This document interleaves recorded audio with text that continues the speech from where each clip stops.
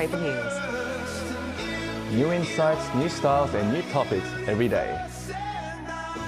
We are News Generation. Making news just for you. It's December 21st here in Seoul. I'm Yearend, and you're watching News Generation. Joining me in the studio is Park Ki-hoon. Thanks for having me. Happy Thursday, and Walter Lee. Lovely to be here. Now, both are here to speak on behalf of people in their 20s and 30s. As usual, let's start with our news feed, which covers different hashtags and news items that have been trending on social media over the past 24 hours.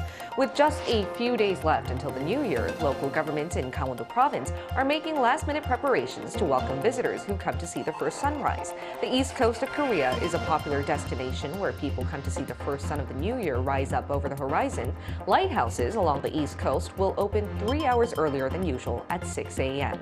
And speaking of New Year's, Seoul City on Wednesday announced the list of people who will be joining the city's bell-tolling ceremony, held annually to usher in the new year.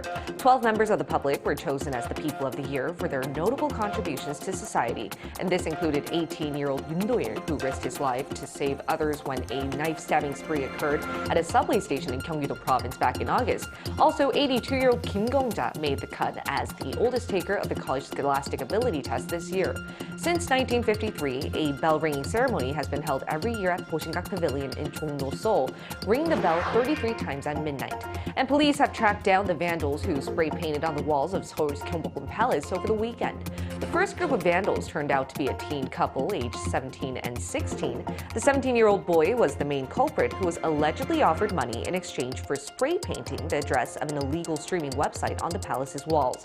Just a day later, more graffiti appeared on the walls, and this time it was done by a man in his 20s. And this man stood by his actions, claiming that his vandalism was, quote, art. And to be exact, the second vandal said he was being artistic. He said while he was sorry, he really wasn't, given that he had just made what he called art. And it seems like this man has some ties with Mischief, a US-based group of artists who frequently produce art pieces with satire against materialism.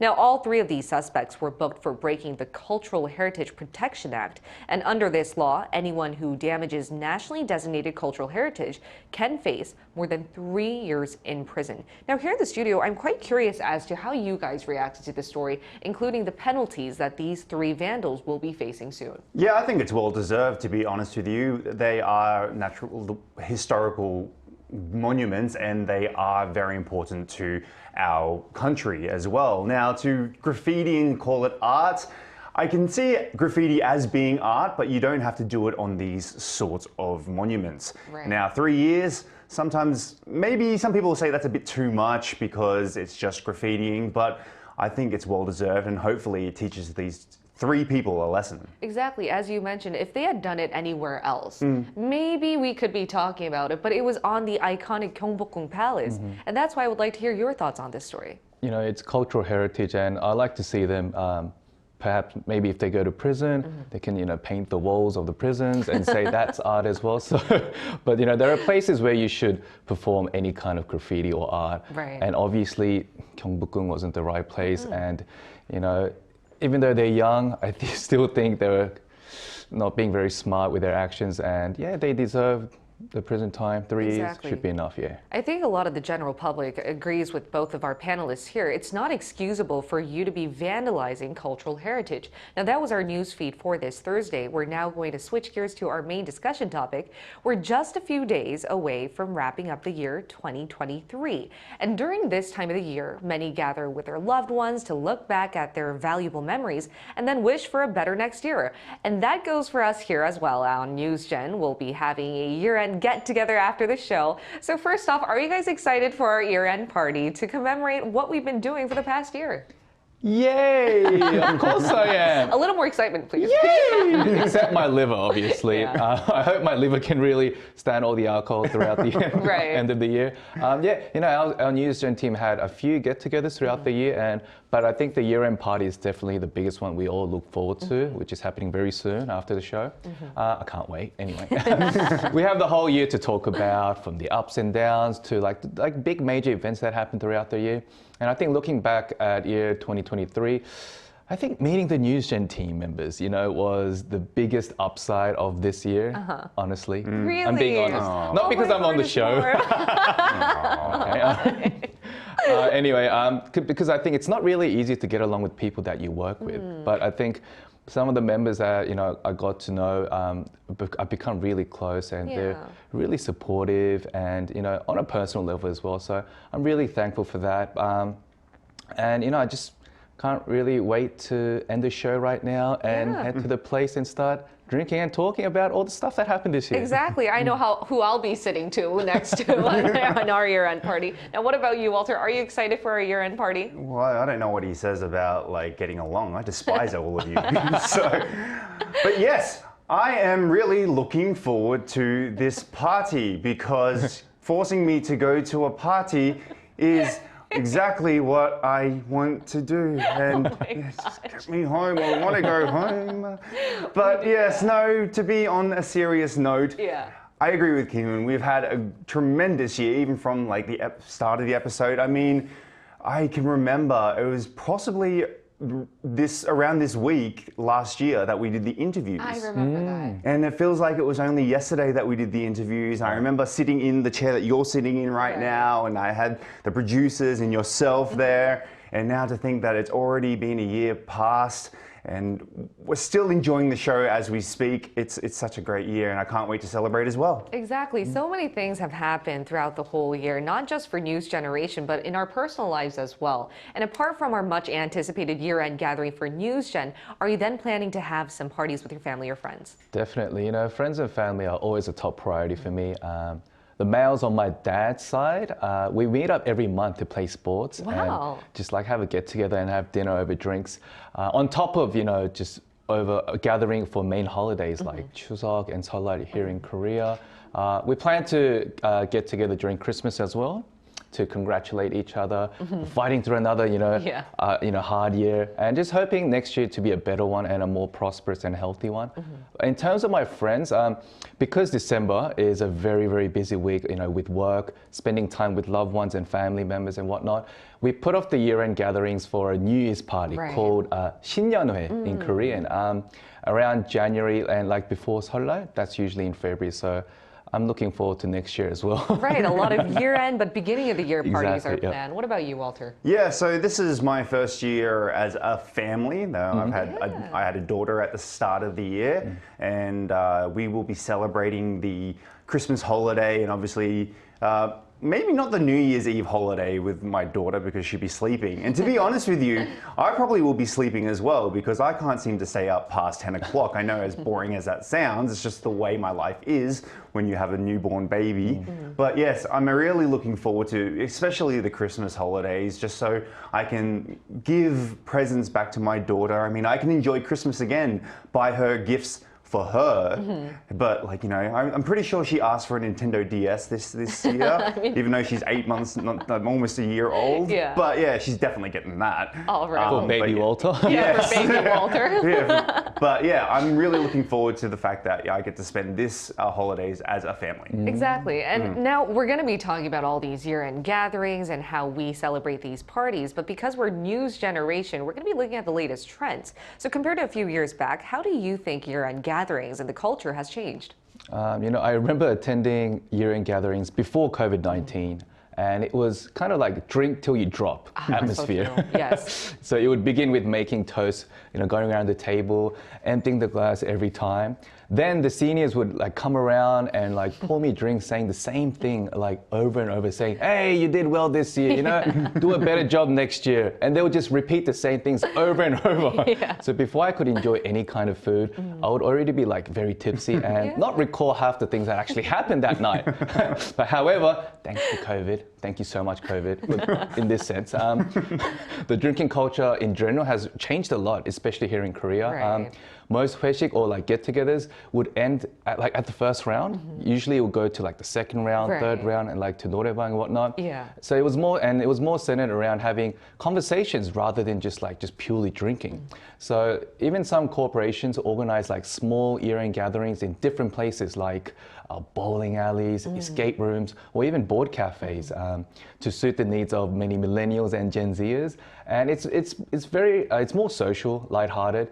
gathering rather than being like kind of forced to attend and drink in like a really uncomfortable atmosphere. I completely agree. I think one thing we can think from the COVID-19 pandemic was the change of the 회식 culture. Definitely. We used to have to stick till the end of the night and drink till we drop. But now I think we are seeing more entertainment sources come in by. Like we don't necessarily have to be at a bar. We could be at like an escape room or a board game cafe. Anything you'd like to add on? Yeah, so I have to agree with Kim. Like our MZ generation, we seem to be more relaxed to the idea of drinking. We don't have to force anyone to drink because these days not many people do drink. It's not like our generation is always wanting to drink, unless you're really young, of course. Obviously, there are some people out there that do it, but I think that we have come to accept that drinking is just not for everybody, and we shouldn't be forcing it on anyone. Though it's fun, we all have fun, but yeah, some people, we've got a few people in our cast that they just don't drink, and no one forces them to do it because they know that we want them to be comfortable. Maybe in like the smaller companies still, where the bosses are a bit older.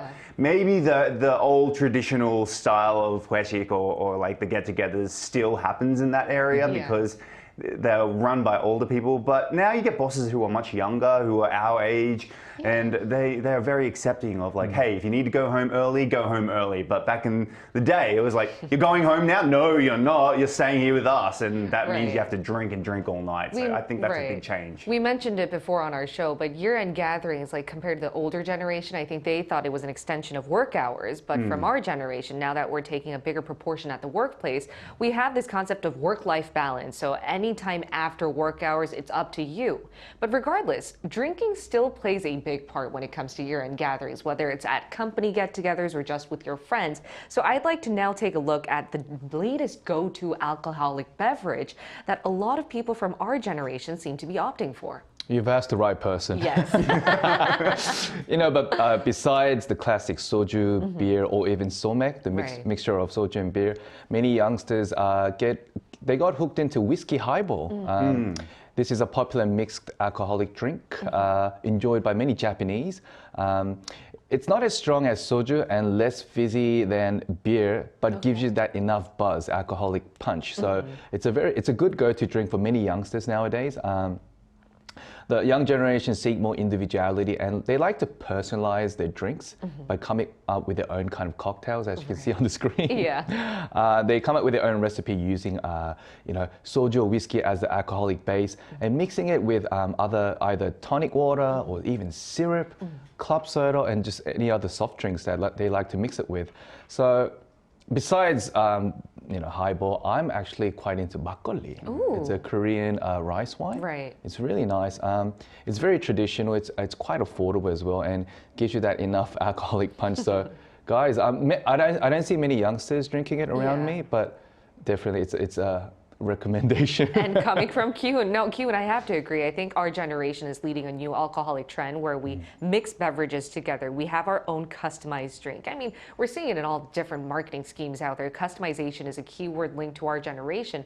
But as you mentioned, makgeolli does seem to be a popular drink among the older generation. I'm not sure about the new generation. Well, on the contrary, to both of you, I have actually seen many places do basically what you have said and mix different flavors to make makgeolli more appealing to the younger generation. For example, I've tried myself ice cream makgeolli before, and it's basically frozen makgeolli, but it tastes a lot like ice cream. So they've mixed some flavors in there as well, and you can get strawberry flavor. I've even seen chocolate flavor, etc., etc. And I think it was delish, to be honest with you. A little bit too delicious. When something doesn't taste like alcohol, that's a big problem. So I think there's also this niche market as well for draft beer or sangmekju in Korean. So you can get some at bars. These days there are some really cool bars that you can pour the beer yourself. You just get a little bracelet, you buzz it on, and then you pour your own beer. Those places are becoming really popular. We might go there later on. And as important as it is to not just only drink in moderation, sometimes we inevitably have to look over for hangover cures, right? So are there any young, trending hangover cures here amongst young adults in Korea? There is a huge market in Korea in terms of hangover cures, Yeah. and ironically, many of them are made from liquor companies. So they sell the alcohol plus these hangover cures at the same Quite smart, time, yeah. saying that you have to have this before you drink. So, when young Koreans go out to drink, including myself, as you can see on the screen, there's so many different types of hangover cures that comes in all sizes and forms. As you can see on the screen, those are, look, they're drinks. Yeah. Those in small cans, and there are like small pills as well, as you can see. Those are really effective as well. You tried a lot of them. Trushian. You tried all of them, right? And you found the best one, most effective one. But as you mentioned, hangover cures are so popular in They are. CVSs and even pharmacies, but there's also some hangover foods, right? Briefly explain this. Yeah, so we actually have a Korean food called haejangguk, right? Which basically is a hangover soup, which is like pork bones mixed together with some nice spicy soup. And I know that this is very different from the West, where we eat a lot of greasy food like pizza, kebab. bacon and eggs. Yeah. But yes, we have our own soup dedicated just for hangovers. Yeah, we call it 국밥 here in Korea. You mix your rice with your soup. It's just really hot and steamy. And now that Korean food is being so popular around the world, I'm well aware that Korean traditional food is becoming a good hangover cure. But to ask what global Millennials and Gen Z are doing, we asked our viewers to also explain how young people from their respective countries celebrate the end of the year and what their hangover cures are. Here's what 3 of them had to say. Take a look at the screen. Let's start with us. SGR. SGR said in the U.S., American football teams from unis have semifinal matches on New Year's Day, and I love Washington. Go Washington. Taeyok said, on Christmas Eve, me and my family sit together and have appetizers while we watch Christmas movies.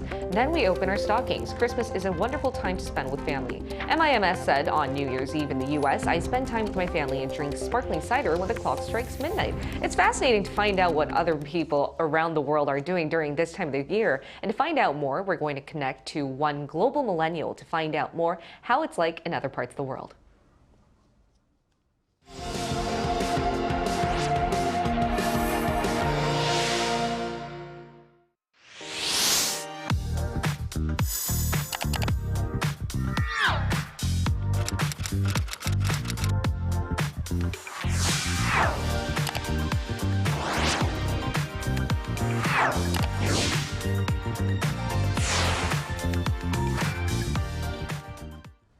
Let's include a Japanese millennial living in Perth, Australia in our talks now. It's Hikaru Suzuki. Welcome, Hikaru. Hi, David. All right, Hikaru, based on our discussion so far, how would you compare the ways millennials and Gen Z are celebrating year-end parties and making hangover cures? Now, I know you're living in Australia at the moment, but you're also from Japan. So can you compare Korea's style to Japan and Australia's? So in terms of celebrating New Year's End, and it's really similar to Korea in Japan. For example, they gather together and watching TV program, which is really like particular to the year end, and we celebrate each other's. And also for hangover cures, it's really similar to Korea as well. In Japan, we have a lot of like drinks that are good for like hangover, and we drink a lot. I see. Okay, Hikaru, I'm not sure how much you drink, but do you use a lot of these hangover cures yourself? For me, I don't use it because I personally can't drink a lot. So really? Okay. Yeah, it's good for me. I have one more question in regards to hangover cures. You mentioned it's quite similar to Japan and Korea, but what about in Australia? I've never tried any of hangover cures back there. So is there like a go-to? I don't think there's so many like hanging over like drinks or things, because I believe like Australian people are like can drink a lot like naturally, so Just they like don't me. like hangover. Yeah, they don't hangover. Wow, that is amazing. Now, what about Australians don't have hangovers. Australians don't have definitely have hangovers, which is but- why there's no cures. Okay. We don't need it. We're into our greasy food, us Australians, when we have hangovers. But, since I'm sure you love to celebrate the new year, give us a few pointers on how to better enjoy our year-end festivities. Sorry, can you say the question again? Yeah, so can you give us a few pointers on how to better enjoy our year-end festivities? And festivities. What do you plan to do? I prefer. Sorry. What do you plan to do? For year-end this year, a friend of mine will come up from Japan, so I will celebrate with her just for spending like quiet time with her. Yeah, so not that like interesting one. I think it all has to do with spending time with your loved ones, whether that be here in Korea or in other parts of the world. Hikaru, it was a great pleasure hearing from you today and learning about what it's like in Australia and Japan. All right, and now I'd like to end off with the same question to our panelists here in the studio. Any tips on how we can have a strong end to the year and also enjoy our year-end gathering on NewsGen? You know, other than stating the obvious, I think drinking slowly is very important, as just like drinking responsibly. I say this because binge drinking can cause blackouts. And true. I've experienced a few blackouts and they have serious health concerns from like memory loss, increased risk of accidents, and disruption of relationships. Exactly. So, you know, I've seen a lot of people lose friends because of their just drinking habits, where they just drink too much and they get drunk too fast and they kind of black out and they do a lot of silly things and even get into a lot of accidents. And the next day, their excuse would be, I'm sorry, I don't remember anything. Yeah. I'm so sorry. Just blame it on the alcohol. And another tip would be drink a lot of water. So drink as much water as you drink alcohol. And next day, you'll feel much better. And you know what, can I add on to that? Hangover cures are the way to go, I think. You think? My personal tip. Which one's the best one? The small pills? There's so many hangover cures out there, but guys, take it from me. The ones in like little pockets or sockets, like if you drink it before and after, I think it doesn't give you a hangover. Because I'm all about moderately drinking, but sometimes you might not be in the best health condition, right? So the very next day, in order for you not to have a hangover, might as well prepare in advance. What about you? What's your personal tip? I'm all about moderate drinking, but the best hangover cure. I mean, just so you know, but yeah. But yeah, for me, obviously take it easy. You want to end the end of this year on a good note. You don't want to be, like blind drunk where you can't remember the end of the year or to the start of the year. Yeah, just enjoy the time, have fun, love the people around you, be with the people who you love the most, and good luck for 2024. But we will still be here. Well, I mean, we still got episodes to go, but exactly. I can't wait for the year 2024. We'll all be waiting for you, and in the meantime, here every day from 9:30 to 10 a.m. Korea time, bringing you more topics young people are talking about. Special thanks to Park Ki-hoon. Always a pleasure. And Walter Lee. Lovely to be here. All right, and thank you everyone for watching. We'll be enjoying our year-end party and seeing you tomorrow. We are News Generation. Cheers!